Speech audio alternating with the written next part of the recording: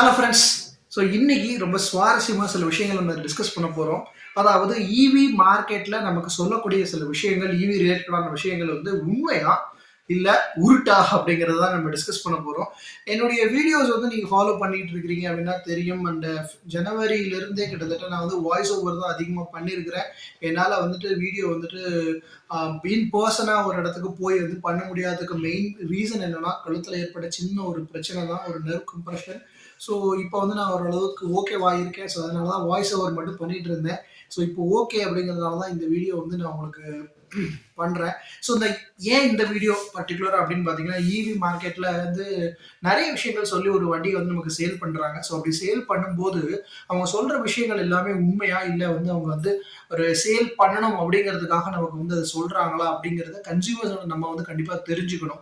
So இனி நீங்க ஒரு எலக்ட்ரிக் வெஹிக்கிள் வாங்க போகும்போது இந்த மாதிரியான விஷயங்கள் அவங்களுக்கு சொல்லுவாங்க. சொல்லும்போது வந்து இது வந்து உண்மை இல்லை அப்படிங்கிறத நீங்க தெரிஞ்சுக்கிட்டு ஒரு கரெக்டான எலக்ட்ரிக் வெஹிக்கிளை நீங்க சூஸ் பண்ணணும் அப்படிங்கிறதுக்காக தான் இந்த பதிவு.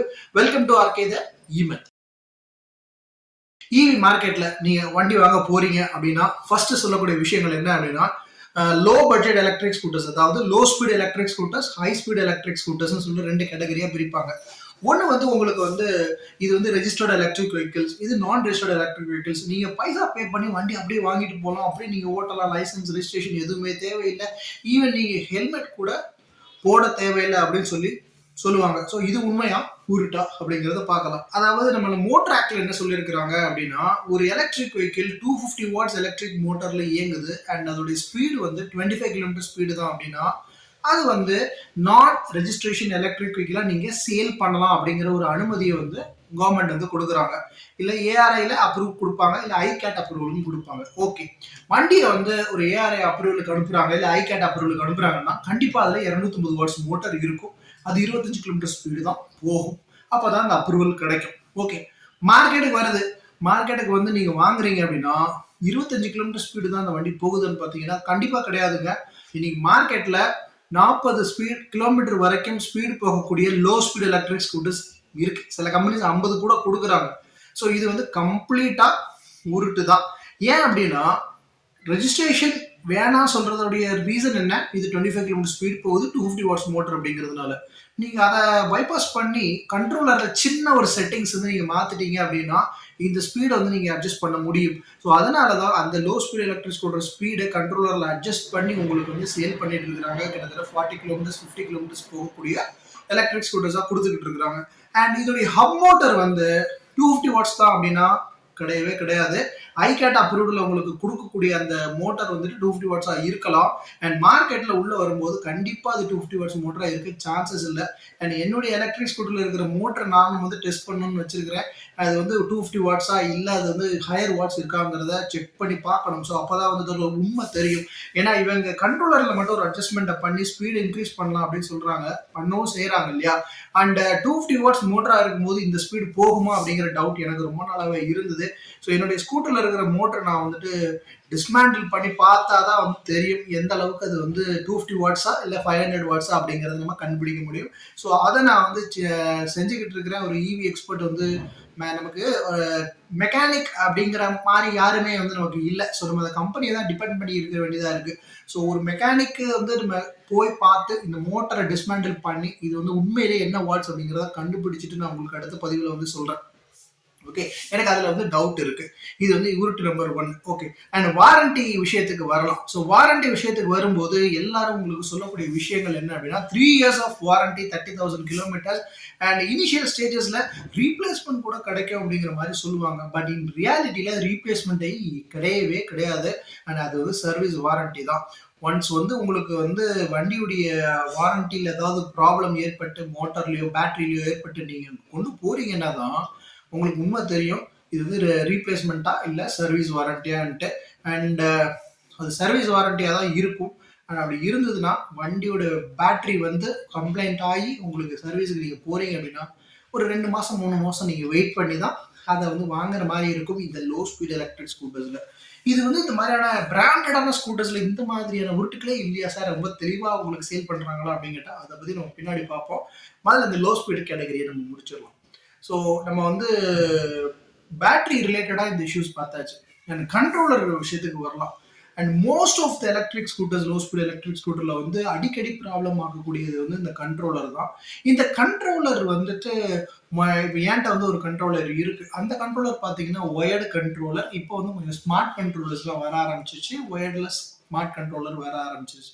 இந்த கண்ட்ரோலர்ல என்ன பிரச்சனை அப்படின்னா, இதுல சின்னதா ஒரு ஒயர் இருக்குங்க.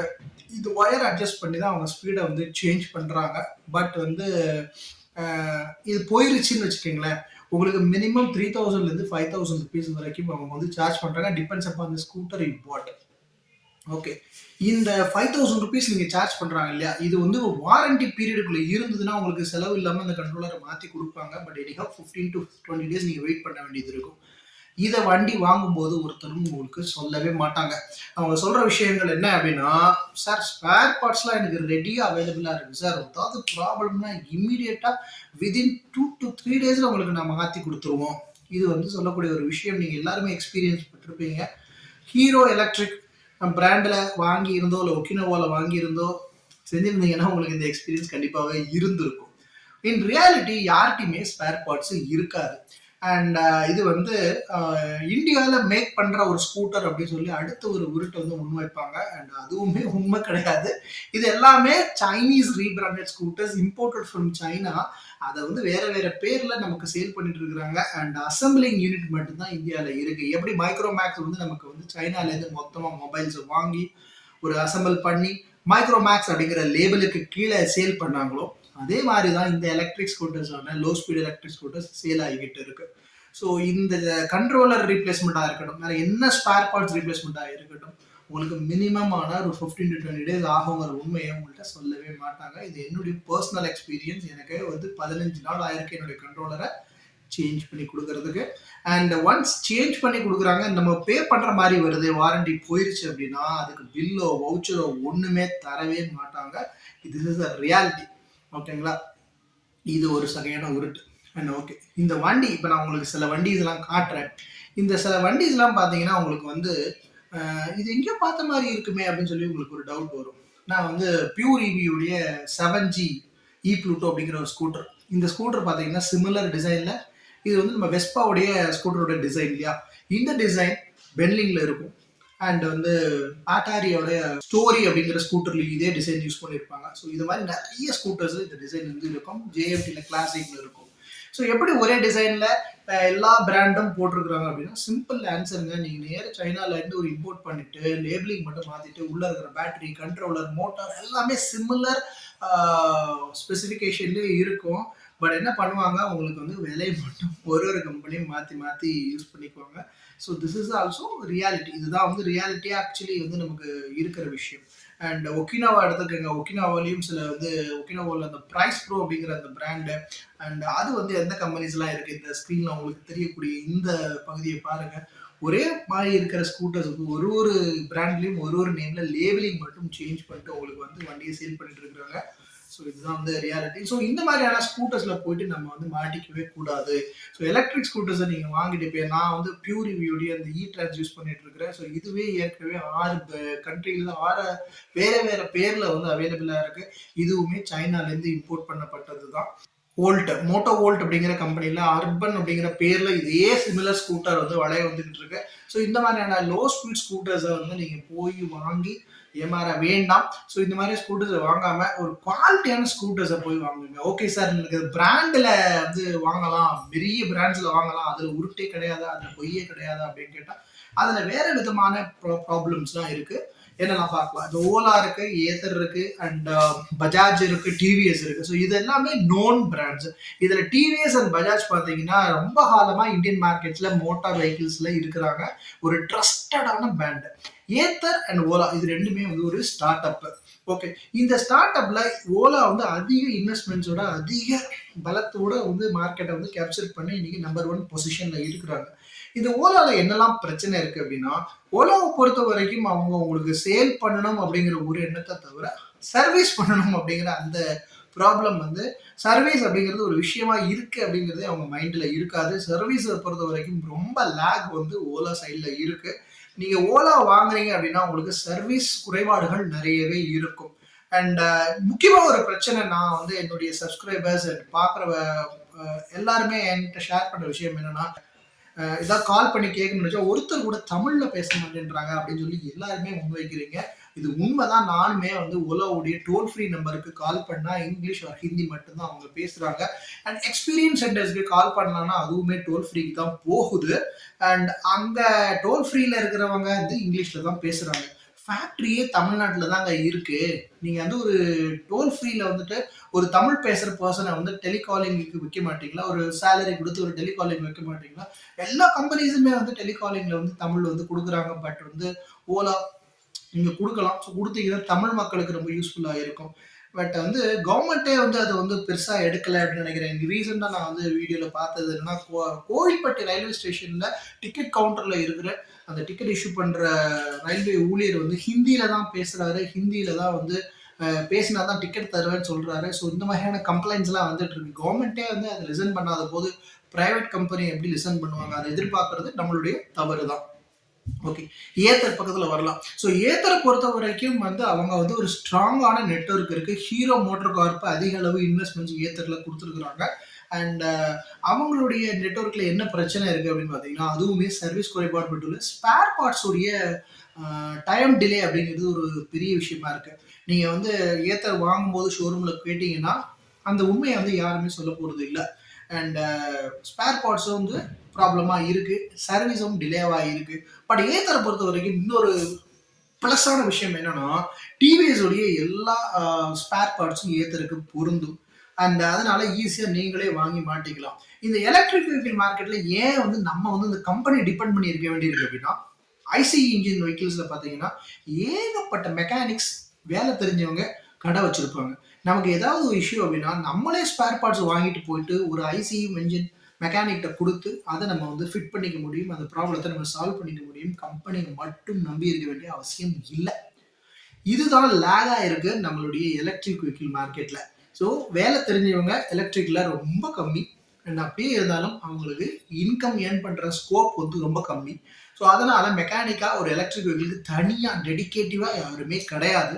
ஸோ நம்ம ஒரு சின்ன ஹப் வீல் இருக்கிற மோட்டாரை பஞ்சரை சரி பார்க்கணும்னா கூட கம்பெனிக்கு போக வேண்டிய நிலைமையில தான் இது இருக்கும். ஸோ இது ஒரு பெரிய லேகா இருக்கு இந்த எலக்ட்ரிக் வெஹிக்கிள் மார்க்கெட்ல பர்ச்சேஸ் பண்றதுக்கு. ஓகே. அண்ட் டிவிஎஸ்லயுமே கொஞ்சம் சர்வீஸ் குறைபாடு இருக்கு. பஜாஜை பொறுத்த வரைக்கும் வண்டி வந்து நல்ல சாலிடா குவாலிட்டியா கொடுத்துருக்குறாங்க. பட் அவங்களுடைய ரீச்சுமே ரொம்ப வந்து வைட் ஸ்ப்ரெடா இல்லாததுனால மார்க்கெட்டை அந்த அளவுக்கு கேப்சர் பண்ண முடியல. ஸோ இதெல்லாம் தான் ஈவி சைடில் இருக்கிற வந்து குறைபாடுகள் அப்படிங்கிறது. அண்ட் இதனால நீங்க ஈவியே வாங்க வேண்டாம், பெட்ரோலை யூஸ் பண்ணுங்க அப்படின்னு நான் சொல்ல வரல. பெட்ரோல் செக்மெண்ட்ல பாத்தீங்கன்னா உங்களுக்கு அது ரொம்ப காலமா இந்த பெட்ரோல் செக்மெண்ட் ஸ்கூட்டர்ஸ் வந்து இருக்கு. ஸோ இந்த ஸ்கூட்டர்ஸ்ல ஏகப்பட்ட ப்ராப்ளம்ஸ் வந்தாலும் அதை அட்ரஸ் பண்றதுக்கு வந்து நான் சொன்னேன் இல்லையா, அந்த மெக்கானிக்ஸ் அப்படிங்கிறவங்க நிறைய இருக்கிறதுனால நமக்கு உடனடியாக ஒரு தீர்வு வந்து அந்த எலக்ட்ரிக் ஸ்கூட்டர் சாரி பெட்ரோல் ஸ்கூட்டர்ஸ்ல கிடைச்சிடும்.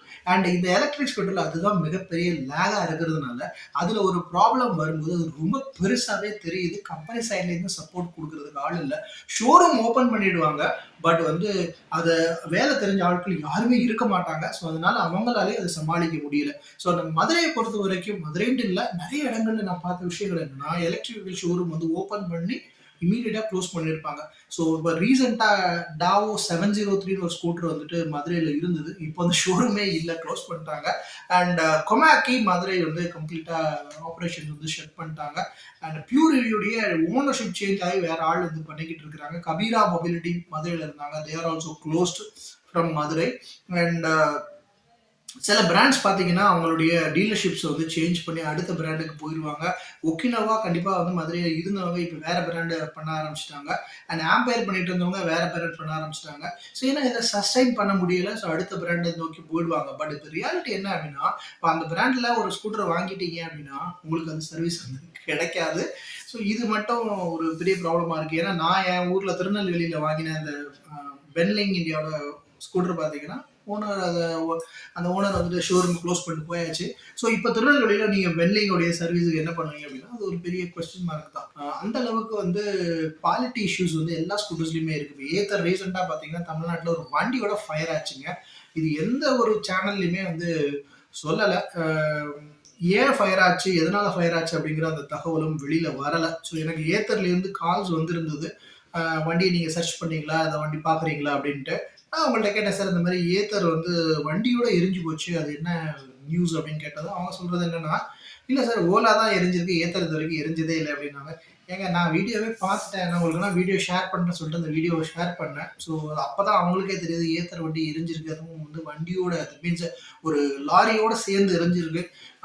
அதுக்கப்புறம் தான் அவங்களுக்கு அது தெரிஞ்சது வச்சுக்கோங்களேன். ஸோ ஏன் எரியுது அப்படிங்கிறத நியூஸ் வந்து இதுவரைக்கும் வெளியில வரல. ஸோ ஓலா ஏகப்பட்ட தடவ வந்து எரிஞ்சிருக்கு. நான் கூட ஓலா புக் பண்ணலாம் அப்படின்னு சொல்லிட்டு கால் பண்ணி பேசும்போது நான் ஒரு சின்னதா ஒரு கேள்வி கேட்டேன். அந்த கஸ்டமர் கேர் எக்ஸிக்யூட்டிவ்க்கு. சார் இந்த ஓலா ஃபயர் ஆயிருக்கு ரீசென்ட்டா கர்நாடகால. எதனால ஆச்சு? அப்படிங்கிறாங்க. இல்லவே இல்லையே. அது வந்து பூனால ஆனது. அதுக்கப்புறம் ஆகவே இல்ல அப்படின்னு சொல்லி அவங்களும் சொல்றாங்க. ஸோ இந்த மாரி தான் வந்து ஓலா கஸ்டமர் கேர் நீங்க கால் பண்ணி கேட்டு பாருங்க. எக்ஸாம்பிளுக்கு நான் சொல்றேன். சார் ஓலா ஃபயர் ஆச்சா? என்ன இஷ்யூன்னு கேட்டு பாருங்க. உண்மைய சொன்னாங்கன்னா நல்ல விஷயம். உண்மைய சொல்றது வந்து ரொம்ப கம்மி தான். அண்ட் சர்வீஸ் சப்போர்ட்டுமே எல்லா எலக்ட்ரிக் வெஹிக்கிளுமே இந்த குறைபாடுகள் இருக்கு. ஓகே. உங்களுக்கு இந்த ஈவி ரிலேட்டடா ஏதாவது டவுட்ஸ், கிளாரிஃபிகேஷன்ஸ் வந்து வாங்குறதுல எந்த வண்டி வாங்கணும்? சார் இந்த வண்டி வச்சிருக்கேன். இதுல என்ன ப்ராப்ளம்ஸ் இருக்கு? எப்படி அட்ரஸ் பண்றதுன்னு தெரியல. இது மாரி என்ன டவுட்ஸா இருந்தாலும் தாராளமா நீங்க என்ன கான்டாக்ட் பண்ணலாம். என்னோட நம்பர் வந்து நான் சேனல்ல குடுத்துருக்கேன். அண்ட் வாட்ஸ்அப் நம்பர் தான் அது. யூ கேன் வாட்ஸ்அப் மீ எனக்கு கால் பண்ணலாம். அல்லது வந்து என்னுடைய இமெயில் ஐடியும் வந்து உங்களுக்கு ஷேர் பண்ணியிருக்கிறேன். ஸோ அந்த இமெயில் ஐடியிலையும் நீங்க உங்களுடைய டவுட்ஸ், கிளாரிஃபிகேஷன்ஸ கேட்கலாம். ஸோ ஈவி ரிலேட்டடா நெறைய வீடியோஸ், ரிவ்யூஸ் எல்லாமே நம்ம சேனல்ல அவைலபிளா இருக்கு. ஸோ சப்ஸ்கிரைப் பண்ணிட்டு அப்படியே வந்து பெல் ஐகானையும் கிளிக் பண்ணிக்கங்க. உங்களுக்கு அடுத்தடுத்த நோட்டிஃபிகேஷன்ஸ் வரும். அடுத்து ஒரு நல்ல பதிவுல நான் உங்கள வந்து சந்திக்கிறேன். கீப் வாட்சிங் ஆர்கே தீமன். Subscribe RK தீமன்.